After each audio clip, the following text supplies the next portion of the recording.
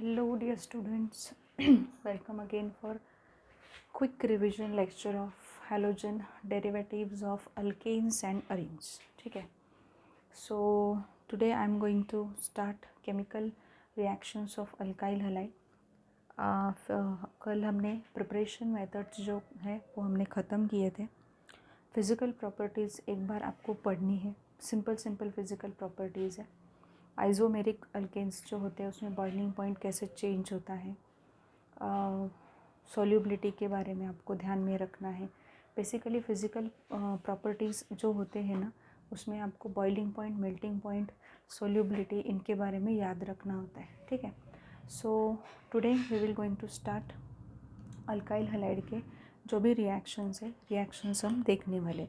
But before going to start the reaction of alkyl halide, let me discuss about, you can say कल ही हमने nature of CX bond जो है वो discuss कर लिया था. सो अल्काइल हैलाइड जो होते हैं बेसिकली अल्काइल हैलाइड्स में आपको सब्स्टिट्यूशन एंड एलिमिनेशन रिएक्शन दोनों भी वहाँ पे मिलते हैं. मतलब सब्स्टिट्यूशन एंड एलिमिनेशन रिएक्शन हमेशा के लिए वहाँ पे कंपटीशन रहता है कि अल्काइल हैलाइड में सब्स्टिट्यूशन होगा या एलिमिनेशन होगा. But based on the conditions applied, conditions like nature of alkyl halide हो सकता है. ठीक है. न्यूक्लियोफाइल कैसा है आपका उस पर डिपेंड हो सकता है. Conditions required for the reaction to takes place based on the factors कि वहाँ पे एलिमिनेशन डोमिनेट कर रहा है सब्स्टिट्यूशन पे या सब्स्टिट्यूशन डोमिनेट कर रहा है एलिमिनेशन पे, ये आपको समझ में आना चाहिए. जैसे फॉर एग्जांपल मैं आपको एक बता रही हूँ कि नेचर ऑफ अल्काइल हैलाइड अगर हम लेते हैं तो नेचर ऑफ अल्काइल हैलाइड में it is said that 3 degree alkyl halide जो होते हैं it gives you dominantly elimination reaction. 1 degree alkyl halide dominantly gives you substitution reaction. But doesn't mean कि 3 डिग्री अल्काइल हैलाइड में वहाँ पे सिर्फ elimination होता है. नो, 3 डिग्री अल्काइल हैलाइड में सब्स्टिट्यूशन भी हो सकता है. Same case 1 degree alkyl halide में सब्स्टिट्यूशन के साथ साथ एलिमिनेशन भी हो सकता है. सो यहाँ पे सिर्फ फैक्टर्स ये है कि जो फैक्टर्स वहाँ पे डिसाइड कर रहे हैं कि वहाँ पे एलिमिनेशन होगा या सब्स्टिट्यूशन होगा, वो फैक्टर एक फैक्टर नहीं है. वो फैक्टर काफ़ी सारे फैक्टर्स होते हैं जो फैक्टर्स ये डिसाइड करते हैं वहाँ पे कि वहाँ पे अल्काइल हैलाइड में सब्स्टिट्यूशन होगा या एलिमिनेशन होगा. बट आज जो रिएक्शंस बेसिकली हम यहाँ पे देखने जा रहे हैं those reactions are kind of substitution reactions. अब सब्स्टिट्यूशन रिएक्शन अल्काइल हैलाइड में वहाँ पे क्यों हो रहे हैं, किस लिए हो रहे हैं, ये पता होना चाहिए. अल्काइल हैलाइड में जैसे ही हमने देखा है कि कार्बन और एक्स मतलब कार्बन और हैलोजन का जो बॉन्ड होता है वो मॉडरेटली पोलर बॉन्ड है. कार्बन पे पार्शियल पॉजिटिव होगा, हैलोजन जो भी होगा एक्स वॉटेवर उस पर पार्शियल निगेटिव चार्ज होगा. तो ये जो पार्शियल पोलर बॉन्ड है इस चीज़ की वजह से एक्स जो है आपका मतलब हैलोजन जो है वो लीव कर सकता है. वहाँ पे लिविंग ग्रुप की तरह वहाँ पे ट्रीट उसको किया जाता है. और दूसरा कोई भी न्यूक्लियोफाइल आके वहाँ पे क्या कर सकता है, अटैच हो सकता है. Like OH minus, I minus, CN minus, NC, CN minus, isocyanide, cyanide, ये जो है ये भी फॉर्म वहाँ पे हो सकते हैं. मतलब अगर हमने यहाँ पे देखा तो काफ़ी सारे रिएक्शंस आपको यहाँ पे दिखाई दे रहे हैं. जैसे देखो कि आपने RH अल्काइल हैलाइड आपने लिया है. We will have a number of substitution reaction taking place in alkyl halides. अब अल्काइल हैलाइड्स में जितने रिएक्शंस यहाँ पे उन्होंने आपको दिए हैं, लाइक देखो बहुत सारे रिएक्शंस यहाँ पे उन्होंने मेंशन कर लिए हैं. तो रिएक्शन में यहाँ पे अगर हम देखें तो सबसे पहले RH जो है उसका कन्वर्जन ROH में होगा. मतलब X की जगह पे कौन आया है, OH आया है. ये कैसे हो सकता है, RH को ROH में आप कैसे कन्वर्ट कर सकते हो, KOH NaOH बेस आप वहाँ पे यूज़ करो, एक्वस KOH NaOH आप वहाँ पे यूज़ करो और बॉईल करो. यहाँ पे एक्वस KOH और NaOH हम यहाँ पे यूज़ कर सकते हैं. ठीक है, ये एक फॉर्म यहाँ पे हो गया. अब नेक्स्ट है अल्काइल हैलाइड जो होते हैं. अल्काइल हैलाइड्स को अगेन आपको अल्कोहल में कन्वर्ट करना है. तो AgOH, अब AgOH silver hydroxide kind of ऐसे कुछ होता नहीं है. Basically silver oxide suspended in water acts as a silver hydroxide. So यहाँ भी ROH में कन्वर्जन होगा। यहाँ पे R1 से R1OR NH2 प्राइमरी अमाइन में आप कन्वर्ट कर रहे हो। प्राइमरी अमाइन में कैसे कन्वर्ट करोगे, यहाँ पे NH3 ammonolysis of alkyl halide आपको करना है। क्या करना है बच्चों, आपको अमोनोलिसिस ऑफ अल्काइल हैलाइड करना है। अमोनोलिसिस ऑफ अल्काइल हैलाइड में ये कैसे डिसोसिएट होता है, यहाँ पे ये NH2 माइनस होगा और ये H प्लस होगा। सो NH2 माइनस ये जो स्पेसी है ये एक्ट करती है एज अ न्यूक्लियोफाइल, ठीक है। नेक्स्ट रिएक्शन यहाँ पे है KCN के साथ, अल्कोहलिक KCN जो होता है उसके साथ रिएक्शन होगी। यहाँ पे RCN का फॉर्मेशन होगा, मतलब यहाँ पे X की जगह पे NH2, यहाँ पे X की जगह पे CN आपको यहाँ पे मिल गया। तो इस तरीके का यहाँ पे हो सकता है। अब अगर मैंने ये कहा कि यहाँ पे AgCN है, ठीक है, AgCN, तो यहाँ पे RNC का फॉर्मेशन होगा, RNC का फॉर्मेशन हो सकता है। अब ऐसा क्यों कि KCN जो है वहाँ पे अल्काइल साइनाइड जो है वो फॉर्म हुआ और AgCN के प्रेजेंस में अल्काइल आइसोसाइनाइड जो है वो फॉर्म हुआ। क्यों हुआ ऐसे, ये पॉइंट बहुत इंपॉर्टेंट होता है। ये जो है प्रिफरेबली ये आयनिक कंपाउंड है। KCN जो होता है ये आयनिक कंपाउंड है, K plus and CN minus, इस तरीके से हम उसे देखते हैं। ये यहाँ पे CN C मतलब कार्बन की तरफ से ही इस पर्टिकुलर कार्बन की तरफ से ही अल्काइल ग्रुप पे या इलेक्ट्रोफिलिक सेंटर पे अटैक करता है, तो CN साइनाइड का ही फॉर्मेशन मिलेगा। बट AgCN अगर आप देखते हो तो AgCN is a covalently bonded compound, covalent bond वाला कंपाउंड है। नाइट्रोजन के ऊपर यहाँ पे लोन पेयर होते हैं और वो लोन पेयर वहाँ पे इस कार्बन के साथ क्या हो जाते हैं, अटैच हो जाते हैं, तो यहाँ पे आइसोसाइनाइड का फॉर्मेशन आपको मिलेगा।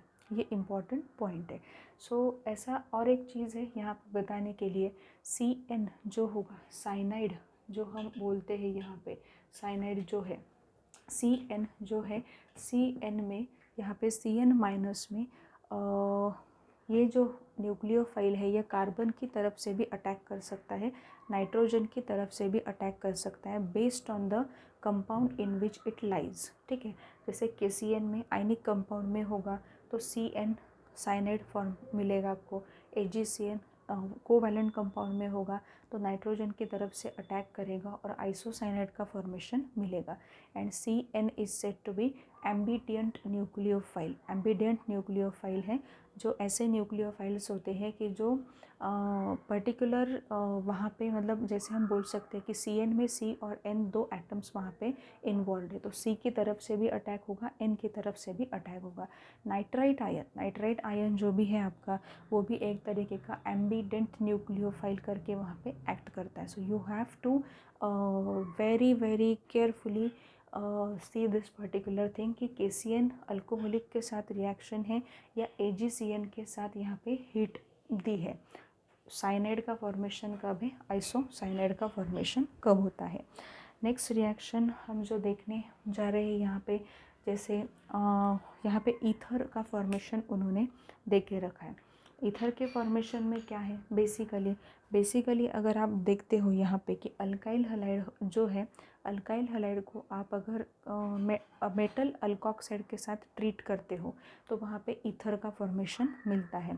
और ईस्टर के साथ अगर अल्काइल हैलाइड को ट्रीट करोगे, ईस्टर जो होता है, ईस्टर कोई भी ईस्टर आप यहाँ पे कंसिडर करो, C+O सिल्वर एसिटेट ईस्टर है, ईस्टर के साथ ट्रीट करो तो भी वहाँ पे यहाँ पे ईस्टर का फॉर्मेशन आपको मिल जाता है, फॉर्मेशन ऑफ ईस्टर आपको यहाँ पे मिलेगा। सो अल्काइल हैलाइड्स जो होते हैं बेसिकली उनके इतने नंबर ऑफ रिएक्शंस हमने देखे। ये जो इतने नंबर ऑफ रिएक्शंस यहाँ पे है बेसिकली, इसमें आपको ये एक चीज़ दिखाई दे रही है कि न्यूक्लियोफाइल करके कौन एक्ट कर रहा है वो आपको पहचानना होगा। जैसे फॉर एग्जांपल मैंने कहा कि KOH में OH minus NOH minus nucleophile है, AgOH में वहाँ पे AgOH नहीं होता but silver oxide Ag2O suspended in water act as a silver hydroxide, तो यहाँ पे भी OH माइनस ही होगा। यहाँ पे NH3 में NH2 माइनस न्यूक्लियोफाइल होगा। यहाँ पे KCN में CN माइनस है, यहाँ पे भी CN माइनस है। एम्बिडेंट न्यूक्लियोफाइल है, बट यहाँ पे वो C की तरफ से अटैक कर रहा है, यहाँ पे N की तरफ से अटैक कर रहा है। ईस्टर के फॉर्मेशन में हम क्या देखते हैं, यहाँ पे ईस्टर के फॉर्मेशन में सिल्वर एसीटेट के साथ हम रिएक्शन कर रहे हैं। सिल्वर एसीटेट के साथ रिएक्शन अगर की तो Ag+ होता है, और ये एसीटेट आयन जो है, ये acetate ion it acts as a nucleophile. ठीक है, इस तरीके से रिएक्शंस को आपको याद रखना है। And these are the chemical reactions taking place in alkyl halides. Alkyl halides में ये केमिकल रिएक्शंस आपको देखने को वहाँ पे मिलते हैं। अब आगे जो उन्होंने रिएक्शंस दिए हैं एक्चुअल में, they are said to be like elimination reactions. Elimination reaction उन्होंने वहाँ पे दिए हैं। अब एलिमिनेशन रिएक्शन एग्जैक्टली क्या है, एलिमिनेशन रिएक्शन एग्जैक्टली वहाँ पे क्या है, तो हम यहाँ पे देख सकते हैं कि ये सब्स्टिट्यूशन वाले रिएक्शंस हमने देखे कि जहाँ पे दूसरा कोई electron rich species,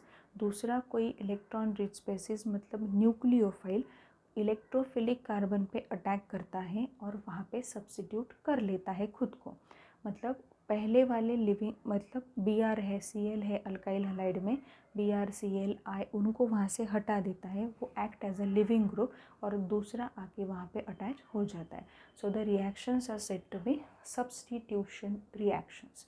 now we will be moving towards elimination reactions taking place in alkyl halides. Elimination reaction exactly क्या है वो हमें देखना है। एग्जाम्पल हम देखने वाले हैं एलिमिनेशन रिएक्शन का। एलिमिनेशन रिएक्शन में एक रूल वहाँ पे आता है which is very important, it is called as Saytzeff's rule to जज और identify you can say major alkene in drastic condition. ठीक है, so let's see elimination reactions हम यहाँ पे देखेंगे। Elimination reactions taking place in alkyl halides. See,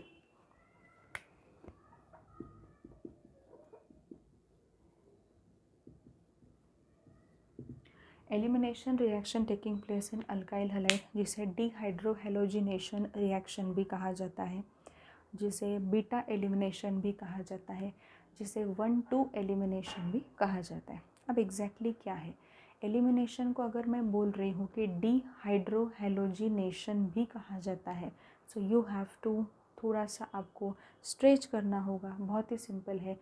D मतलब निकाल देना, हाइड्रोजन निकाल रहे हो, हैलोजन भी वहाँ से निकाल रहे हो, मतलब जो अल्काइल हैलाइड आपने बेसिकली लिया है वो अल्काइल हैलाइड में से आप हाइड्रोजन को भी निकाल रहे हो और हैलोजन को भी निकाल रहे हो, और ये रिएक्शन होती है in presence of a suitable base. Suitable base के प्रेजेंस में ये एलिमिनेशन रिएक्शन होती है। बेसिकली एलिमिनेशन रिएक्शन में अल्काइल हैलाइड्स जो होते हैं, अल्काइल हैलाइड से आप प्रिपेयर करते हो अल्कीन। क्या प्रिपेयर करते हो आप? अल्कीन का प्रिपरेशन करते हो।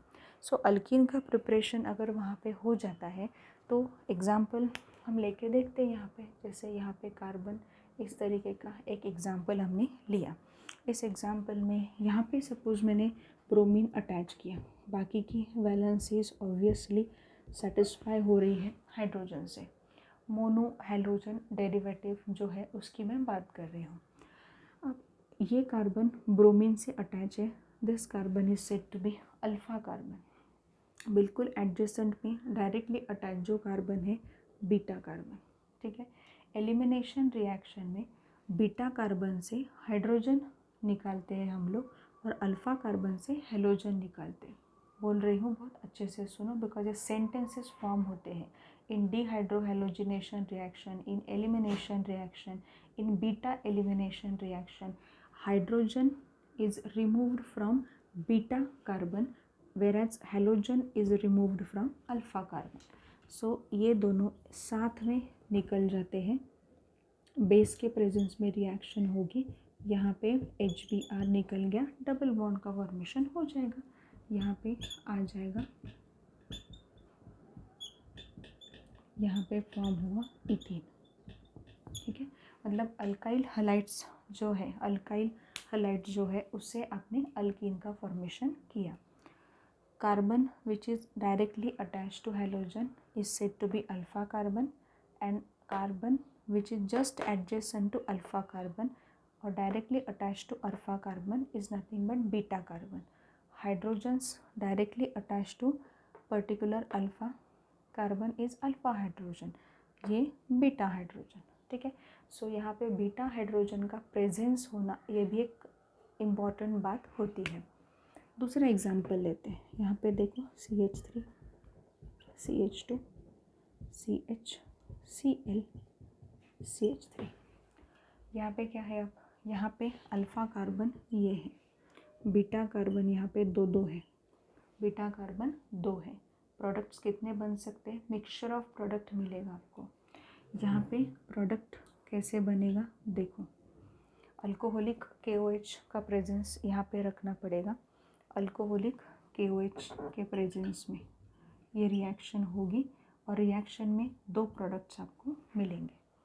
2 प्रोडक्ट्स कौन से हैं, यहाँ से एक हाइड्रोजन निकलेगा, ये Cl निकलेगा, मतलब यहाँ डबल बॉन्ड आएगा. देखो CH3, CH, double bond CH, CH3. ये क्लोरीन निकल गया, ये भी बीटा हाइड्रोजन का, ये भी निकल सकता है, ये निकल गया. तो CH3, CH2, CH double bond CH2. ये यहाँ पे दूसरा प्रोडक्ट आपको मिला, मिक्सचर है.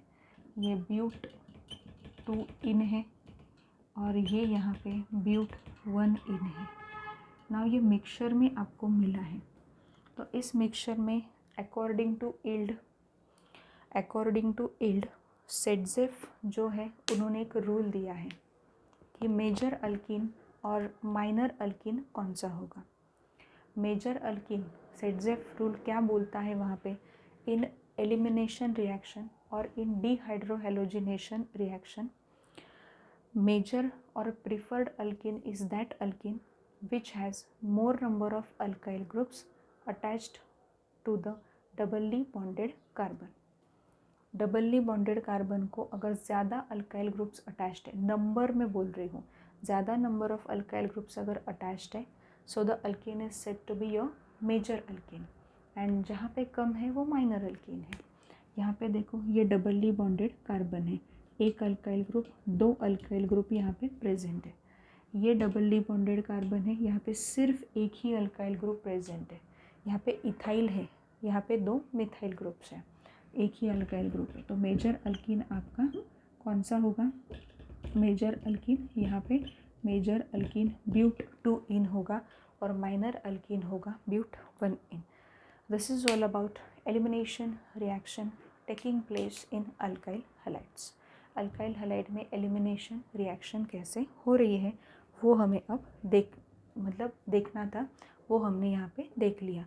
इस तरीके का अल्काइल हैलाइड होगा कि जहाँ पे बीटा कार्बन एक ही है तो प्रॉब्लम नहीं आती. बट इस तरीके का अल्काइल हैलाइड होगा जहाँ पे बीटा कार्बन 2 है तो प्रॉब्लम क्रिएट होती है.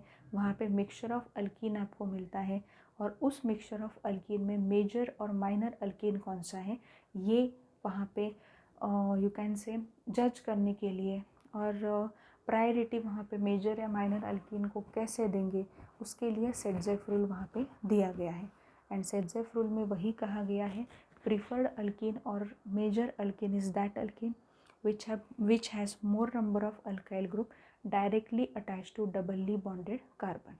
ठीक है, ये important points थे elimination में. Now moving towards some more reactions of alkyl halides like alkyl halides के जो अब यहाँ पे reactions कौन से देखने वाले हम, एक्टिव मेटल के साथ रिएक्शन. एक्टिव मेटल्स जो होते हैं उनके साथ भी अल्काइल हैलाइड की रिएक्शन हम देखेंगे.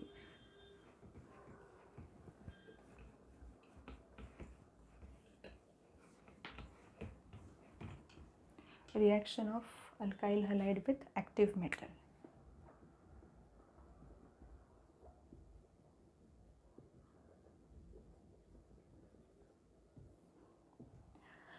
Reaction of alkyl halide with active metal.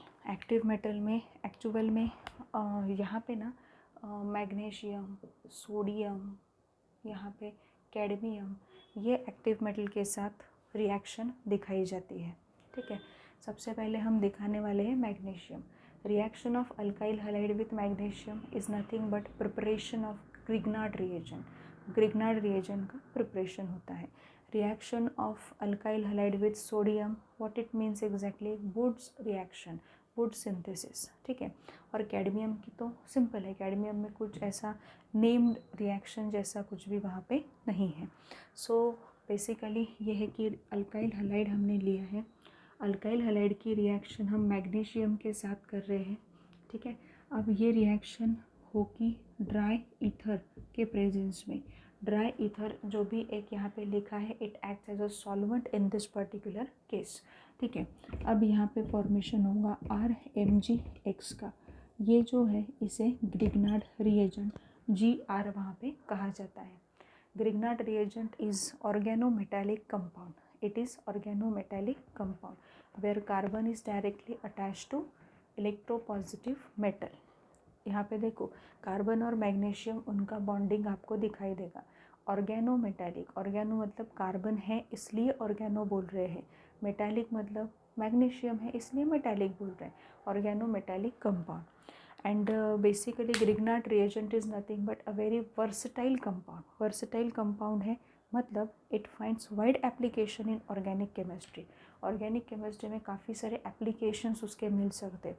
जैसे ग्रिग्नार्ड रिएजेंट वाटर के साथ रिएक्ट करता है, ग्रिग्नार्ड रिएजेंट जो है वो अल्कोहल के साथ रिएक्ट करता है, ग्रिग्नार्ड रिएजेंट जो है वो अमोनिया के साथ रिएक्ट करता है, ग्रिग्नार्ड रिएजेंट जो है वो कार्बोनिल कंपाउंड्स के साथ रिएक्ट करता है, अल्डिहाइड्स कीटोन्स के साथ उसकी रिएक्शन वहाँ पे होती है। सो ये इंपॉर्टेंट पॉइंट्स यहाँ पे आपको ध्यान में रखने। नेक्स्ट जो दिया है वो है सोडियम के साथ। मैग्नीशियम मतलब ग्रिग्नार्ड रिएजेंट का फॉर्मेशन सोडियम। अब सोडियम का देखते हैं। देख यहाँ पे RX हमने लिया है, सोडियम यहाँ पे लिया, यहाँ पे XR फिर से लिया, ठीक है। यहाँ पे क्या होगा 2NaX यहाँ पे चला जाएगा, ड्राई ईथर के प्रेजेंस में रिएक्शन होगी R और R, ठीक है, प्लस 2NaX मतलब ये वुड्स सिंथेसिस है, वुड्स रिएक्शन है। यहाँ पे आपको क्या मिला है, अल्केन मिला है।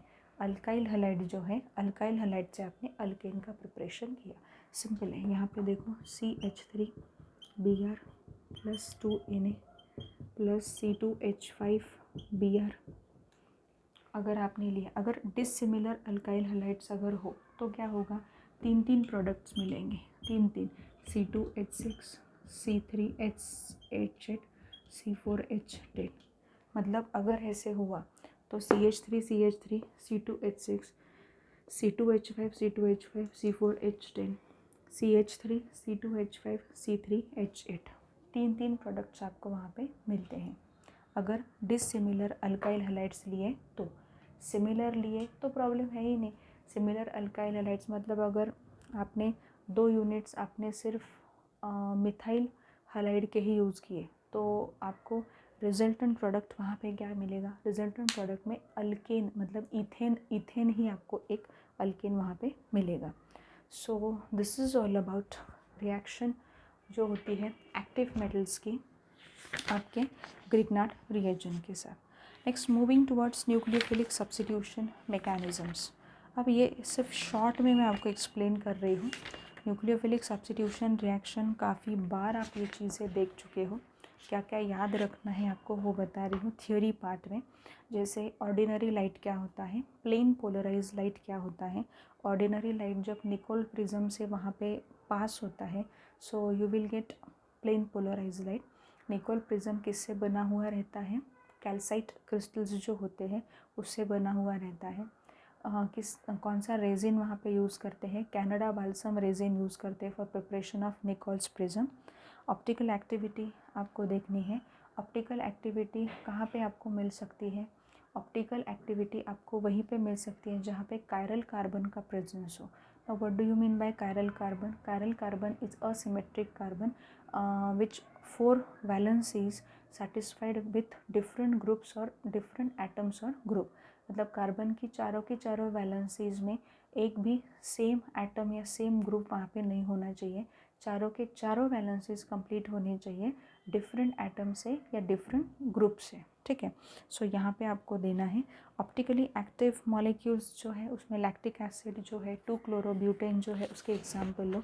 ऑप्टिकली इनएक्टिव मतलब कौन है, बेसिकली ऑप्टिकली इनएक्टिव मतलब ये है कि सपोज़ अगर आपने वाटर या इथेनॉल अगर आपने लिया है और उसमें से आपने वहाँ पे प्लेन पोलराइज लाइट जो है वो पास किया, तो प्लेन पोलराइज लाइट जो है वो ट्रांसमिटेड फॉर्म में आपको वैसे ही मिलता है, वो ना ही क्लॉकवाइज घूमेगा ना ही एंटी क्लॉकवाइज घूमेगा। So as it is PPL आपको वहाँ पे मिलता है।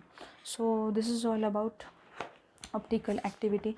इनैंशियोमर्स क्या होते हैं वो आपको देखने हैं। इनैंशियोमर्स ये है कि एक कायरल मोलेक्यूल और उसकी एक इमेज जो एक दूसरे के नॉन सुपर इम्पोजिबल इमेजेस हैं उनको इनैंशियोमर्स कहा जाता है।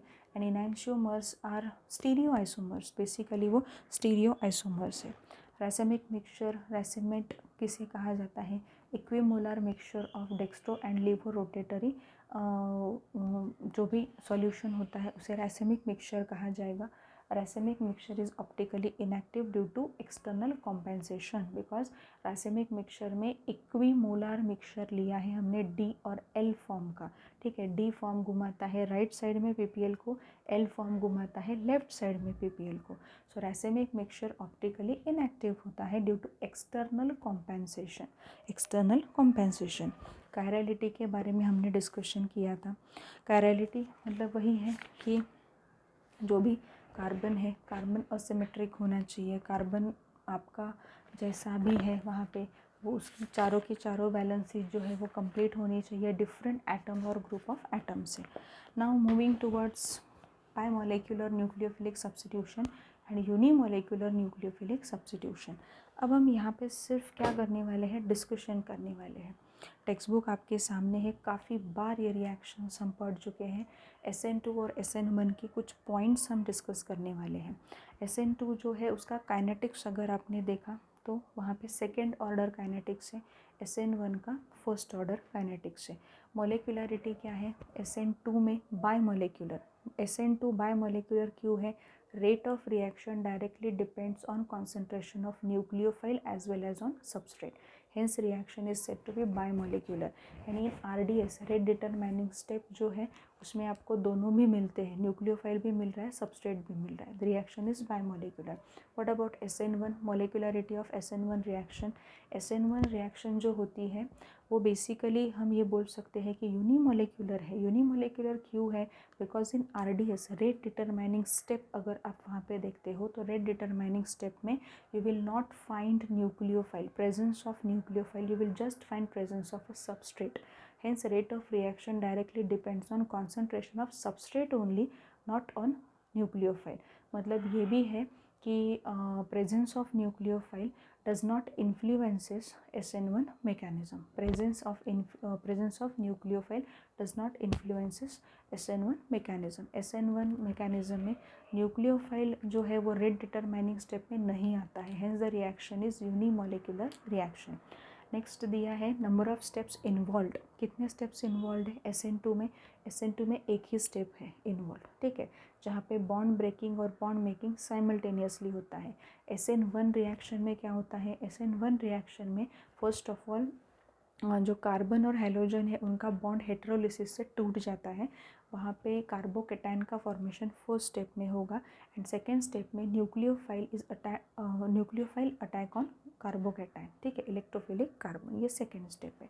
नेक्स्ट है bond making and bond breaking. वही मैंने अभी कहा कि bond making and bond breaking जो है, बॉन्ड ब्रेक हो रहा है, बॉन्ड मेक वहाँ पे हो रहा है, वो SN2 में साइमल्टेनियसली होता है। बट SN1 में क्या हो रहा है, SN1 में पहले बॉन्ड ब्रेक होगा और उसके बाद बॉन्ड वहाँ पे फॉर्म होगा। नेक्स्ट है ट्रांजिशन स्टेट। ट्रांजिशन स्टेट क्या है SN2 में, SN2 में 1 step 1 transition state, SN1 mechanism में 2 स्टेप 2 ट्रांजिशन स्टेट, ठीक है। नेक्स्ट है direction of attack of nucleophile. SN2 reaction में अगर आप देखो तो न्यूक्लियोफाइल कहाँ से अटैक करता है, बेसिकली बैक साइड से अटैक करता है SN2 में, ठीक है। SN1 में क्या होता है, SN1 रिएक्शन में कार्बोकेटायन की ज्योमेट्री प्लेनर है, इसलिए न्यूक्लियोफाइल इधर फ्रंट साइड से और बैक साइड से अटैक दोनों केसेस पॉसिबल हो सकते हैं, ठीक है। नेक्स्ट यहाँ है स्टीरियोकेमिस्ट्री। स्टीरियोकेमिस्ट्री, अगर ऑप्टिकली एक्टिव सबस्ट्रेट आप लेते हो तो SN2 रिएक्शन में आपको इन्वर्जन ऑफ कॉन्फ़िगरेशन मिलता है। अगर आप optically active substrate SN1 mechanism में ले रहे हो तो रैसिमाइजेशन मिलेगा। ऐसा क्यों होगा? SN1 में रैसिमाइजेशन क्यों मिलेगा आपको? क्या रीज़न है उसका? SN1 में रैसिमाइजेशन इसलिए मिलता है कि कार्बोकेटायन क्या है आपका, वहाँ पे प्लेनर है। कार्बोकेटायन किस तरीके से ऐसे प्लेनर ज्योमेट्री वहाँ पे दिखा रहा है। न्यूक्लियोफाइल यहाँ से अटैक कर सकता है, यहाँ से भी अटैक कर सकता है। यहाँ से अटैक किया तो रिटेंशन ऑफ कॉन्फ़िगरेशन मिलेगा, यहाँ से अटैक किया तो इन्वर्जन ऑफ कॉन्फ़िगरेशन मिलेगा। इसलिए हम ये बोल सकते हैं कि स्टीरियोकेमिस्ट्री ऑफ SN1 मैकेनिज्म और stereochemical aspect of SN1 mechanism में racemisation is observe when we take optically active substrate. ठीक है। नेक्स्ट पॉइंट दिया हुआ है type of substrate. Type of substrate mainly कौन सा यूज़ करना है? देखो पहले तो ये देखो कि 1 डिग्री 2 डिग्री 3 डिग्री में SN1 भी हो सकता है, SN2 भी हो सकता है। द थिंग इज रेट और speed of the reaction is fast in which kind of alkyl halide? So it is the substrate. Substrate 1 degree alkyl halide basically gives you SN2 mechanism with a ease and with a faster rate. 3 degree alkyl halide gives you SN1 mechanism with a ease and faster rate. Next है polarity of solvent. Solvent की polarity SN2 में non polar solvent, non polar solvent आप use करोगे, non polar solvent use होगा। और SN1 में polar solvent वहाँ पे यूज़ होगा, मतलब पोलर प्रोटिक सॉल्वेंट वहाँ पे यूज़ होगा। न्यूक्लियोफाइल कैसा यूज़ करेंगे SN2 में? SN2 में देखो आपको स्टेरिक हिंड्रेंस को दूर करके बैक साइड से अटैक करना है, तो न्यूक्लियोफाइल कैसे चाहिए? स्ट्रॉन्ग न्यूक्लियोफाइल चाहिए। SN1 में कोई फ़र्क ही नहीं पड़ता, बिकॉज न्यूक्लियोफाइल कैसा भी हो वो फ्रंट साइड से भी अटैक कर सकता है, बैक साइड से भी अटैक कर सकता है, वीक न्यूक्लियोफाइल भी वहाँ पे चल जाएगा। लास्ट है इंटरमीडिएट। SN2 रिएक्शन में no intermediate, we will not get any kind of intermediate, but in SN1 mechanism you will get intermediate in the form of carbocation। Carbocation के फॉर्म में intermediate आपको मिलेगा। So students, this is all about reactions of alkyl halides. अब हम last में cover up करने वाले हैं हेलो अरेंस जो है उसका जो पार्ट है वो हम यहाँ पे कवर करेंगे। ठीक है, लास्ट लेक्चर में वो पार्ट हम कवर करने की कोशिश करेंगे। तब तक पढ़ो, पढ़ते रहो। जो भी DPPs मिली हैं, जो भी क्वेश्चंस आपको मिले हैं, एक बार फिर से देखो, बिकॉज़ काफ़ी बार ये होता है कि क्वेश्चन अगर नहीं आता है उस टाइम पे तो वो हम रख देते हैं, वो DPP एज इट इज़ रख देते हैं। ऐसा नहीं होना चाहिए, हर एक क्वेश्चन वहाँ पे अटेम्प्ट करने की कोशिश करो।